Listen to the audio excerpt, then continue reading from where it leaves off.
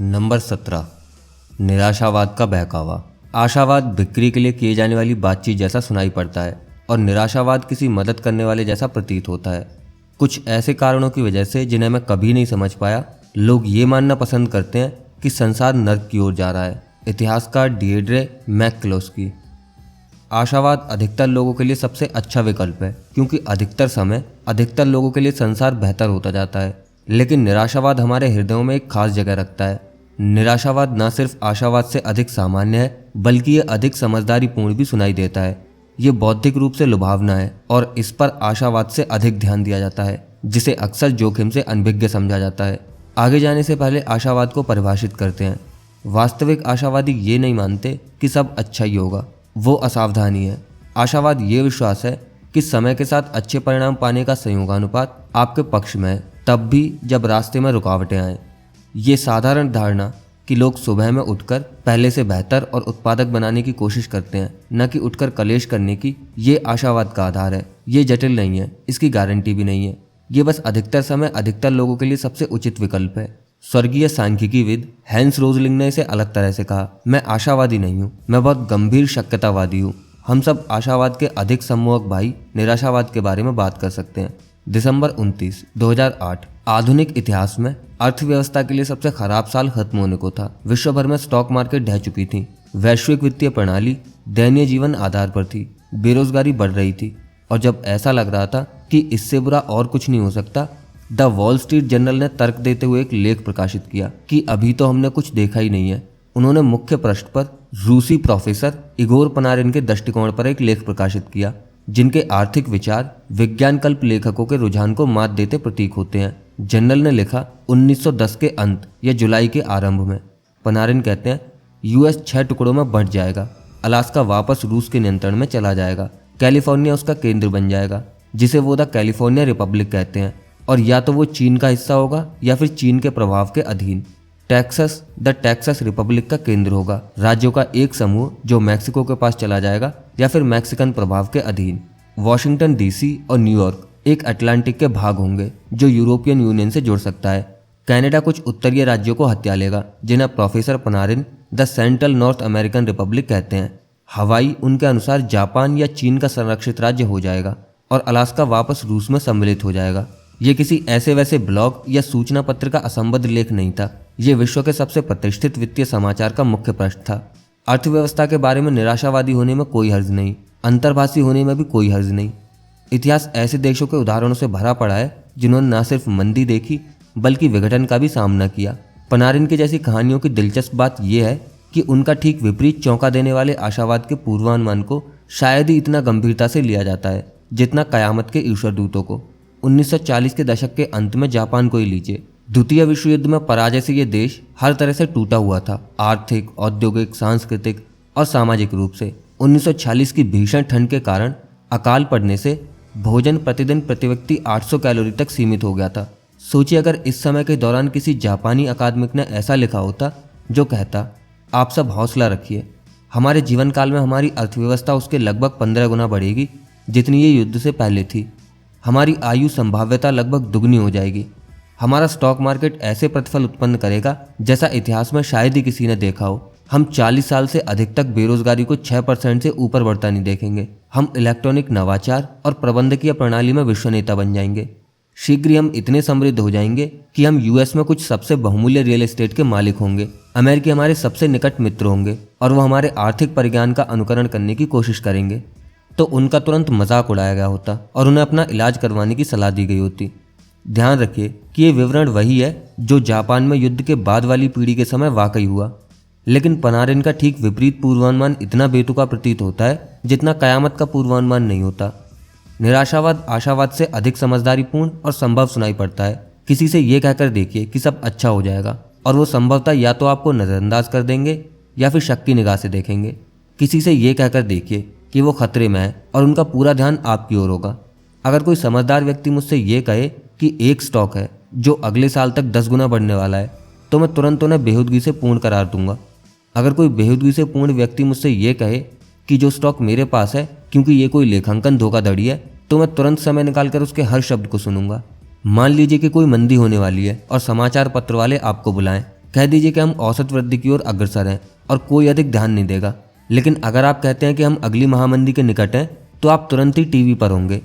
लेकिन ये कहकर देखिए कि अच्छा समय आने वाला है, मार्केट आराम से चल सकती है और किसी कंपनी में विशाल विकास क्षमता है, और विवरणकार और सट्टेबाज एक आवाज़ में प्रतिक्रिया देंगे कि या तो आप कोई सेल्समैन है या फिर जोखिमों से बिल्कुल अनजान। निवेश सूचना पत्र उद्योग ये सालों से जानता है और अब कयामत के ईश्वर दूतों से भरा पड़ा है। ऐसे माहौल में क्रियाशील होने के बावजूद जहां स्टॉक मार्केट पिछली सदी में 17,000 गुना ऊपर गया है, ये वित्त के अलावा भी सच है। मैट रिडले ने अपनी किताब द रैशनल ऑप्टिमिस्ट में लिखा, निराशावाद के नगाड़े की निरंतर आवाज़ आमतौर पर हर विजय गीत को डुबा देती है। यदि आप कहें कि संसार बेहतर होता जा रहा है तो आपको अनुभवहीन और संवेदन शून्य कहा जाएगा। लेकिन अगर आप ये कहें कि संसार बेहतर होता ही जाएगा तो आपको पागल समझा जाएगा। दूसरी तरफ अगर आप ये कहें कि विनाश निकट है तो आप मैकआर्थर जीनियस अवार्ड या नोबेल शांति पुरस्कार प्राप्त करने की आशा कर सकते हैं। मेरे अपने खुद के वयस्क जीवन काल में निराशावाद के प्रचलित कारण बदलते रहे, लेकिन निराशावाद अचल रहा।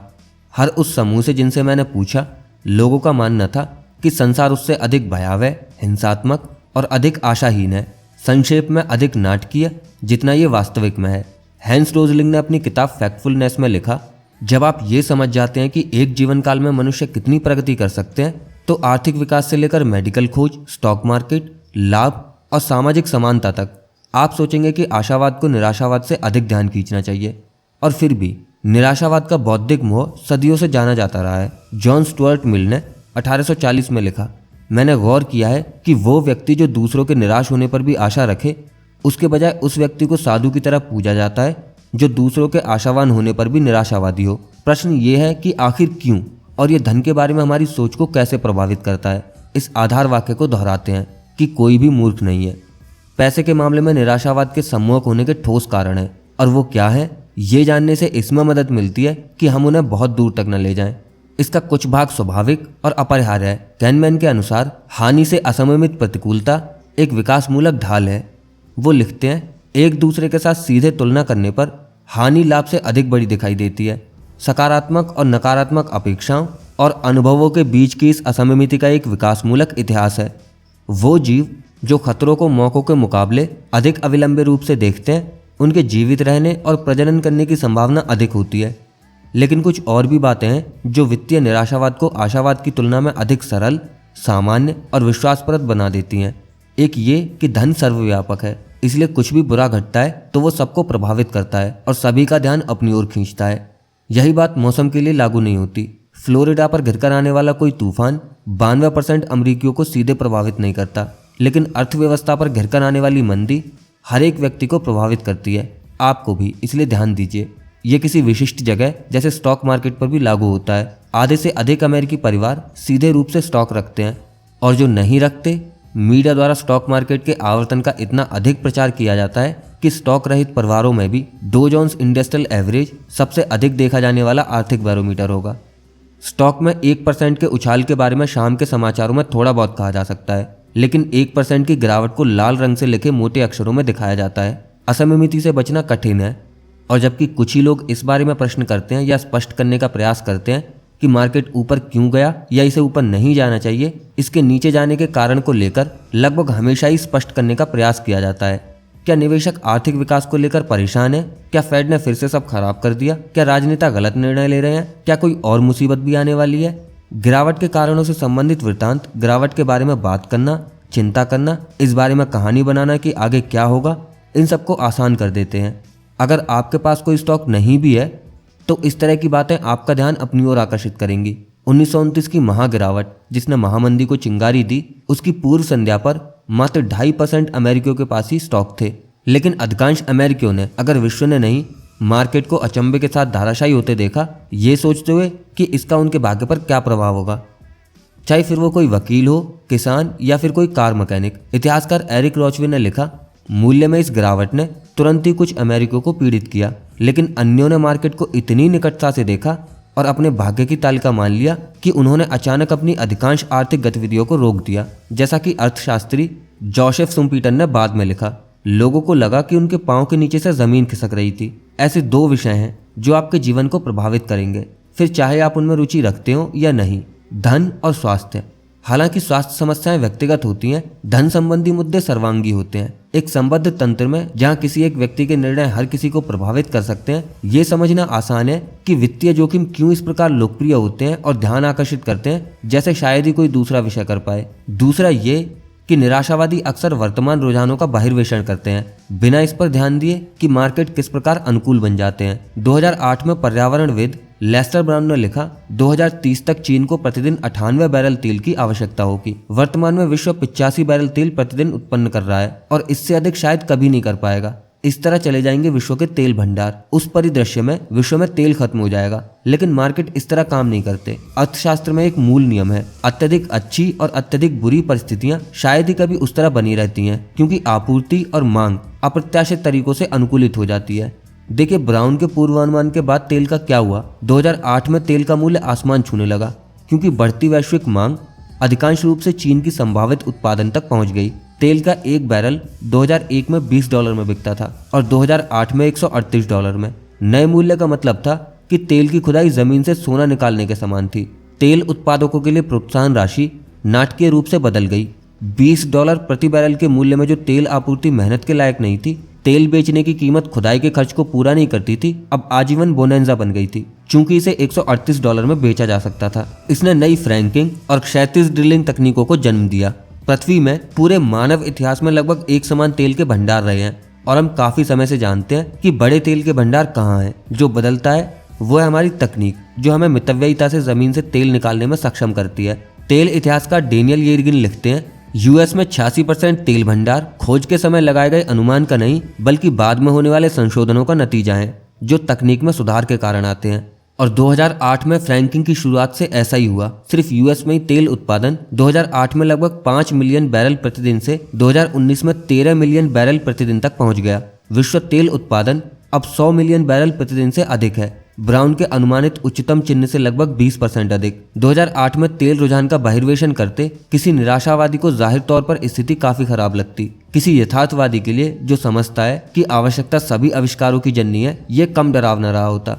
ये मान लेना कि अगर कुछ खराब है तो वो खराब ही बना रहेगा एक आसान पूर्वानुमान है, और ये शिक्षाप्रद भी है, क्योंकि इसके लिए संसार के बदलने की कल्पना करने की आवश्यकता नहीं है। लेकिन समस्याएं सुलझ जाती हैं और लोग उसके अनुरूप ढल जाते हैं। डर समाधानों को भी बराबर मात्रा में प्रोत्साहित करते हैं। ये आर्थिक इतिहास का एक सामान्य कथानक है, जिसे वो निराशावादी आसानी से भुला देते हैं जो रेखीय पूर्वानुमान लगाते हैं। तीसरा ये कि प्रगति इतना धीरे होती है कि उसे देखा भी न जा सके, लेकिन असफलता इतनी तेजी से आती है कि उसे अनदेखा न किया जा सके। बहुत सी रात्रि पर्यंत दुखद घटनाएं घटी हैं, लेकिन शायद ही कोई रात्रि पर्यंत चमत्कार हुए हों। जनवरी 5, 1989 को डेट्रॉइट फ्री प्रेस ने मनुष्य के चिड़िया की तरह उड़ने के हमेशा के सपने को चकनाचूरी कर दिया। विमान समाचार पत्र ने लिखा, असंभव प्रतीत होते हैं। एक उड़ने वाली मशीन का न्यूनतम संभव वजन, आवश्यक ईंधन और इंजीनियर सहित 300 या 400 पाउंड से कम नहीं हो सकता। लेकिन वजन की एक निचली सीमा है जो निश्चित रूप से 50 पाउंड से अधिक नहीं है, जिसके आगे किसी भी जीव के लिए उड़ना असंभव है। प्रकृति इस सीमा पर पहुंच चुकी है और अपने अधिकतम प्रयास के बाद भी इससे आगे नहीं जा सकी है। 6 महीने बाद ऑरविल राइट ने घर के पिछवाड़े में अपने भाई विल्बर की प्रिंटिंग प्रेस बनाने में मदद करने के लिए हाई स्कूल छोड़ दिया। ये इन भाइयों का पहला संयुक्त आविष्कार था, जो उनका अंतिम नहीं होने वाला था। यदि आपको 20वीं सदी के सबसे महत्वपूर्ण आविष्कारों की सूची बनानी हो तो विमान कम से कम शीर्ष 5 में होगा, अगर नंबर 1 पर न हो तो। विमान ने सब कुछ बदल कर रख दिया। इसने विश्व युद्ध शुरू किए, इसने विश्व युद्ध खत्म भी किए, इसने शहरों और गांवों, समुद्र और देशों के बीच के फासले को तय करते हुए विश्व को जोड़ा। लेकिन पहला विमान बनाने वाले राइट ब्रदर्स की कहानी में एक दिलचस्प मोड़ है। उनके उड़ान पर सफलता प्राप्त करने के बाद किसी ने भी अधिक ध्यान नहीं दिया, किसी ने कोई खास परवाह नहीं की। फ्रेडरिक लुइस एलन ने 1952 में अमेरिकी इतिहास की अपनी किताब में लिखा, जब तक लोग ये समझ पाते कि राइट ब्रदर्स आखिर क्या कर रहे थे, कई साल बीत चुके थे। लोग इस बात से इतना आश्वस्त थे कि उड़ना असंभव है कि अधिकतर लोग जिन्होंने 1905 में डेटन में विमान उड़ते देखा, उन्होंने ये मान लिया कि ये कोई तुच्छ चाल है, कुछ ऐसे ही जैसे आज लोग मानसिक दूरसंचार के प्रदर्शन को समझेंगे।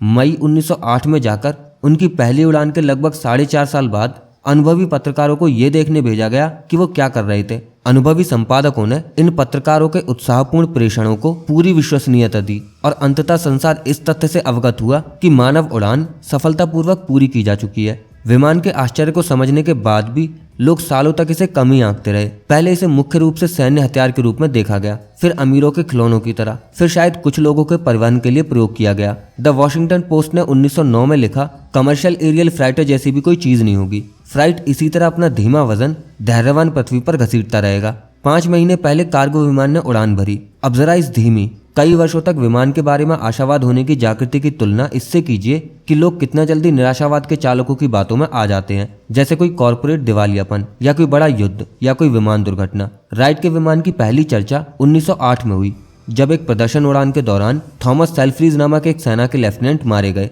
विकास कंपाउंडिंग द्वारा संचालित होता है, जिसमें हमेशा समय लगता है। विनाश असफलता के एकल बिंदुओं से संचालित होता है। विकास कंपाउंडिंग द्वारा संचालित होता है, जिसमें हमेशा समय लगता है, और विनाश असफलता के एकल बिंदुओं से संचालित होता है, जो कुछ ही क्षणों में हो सकता है। और आत्मविश्वास का खो जाना, वो भी एक ही पल में हो सकता है।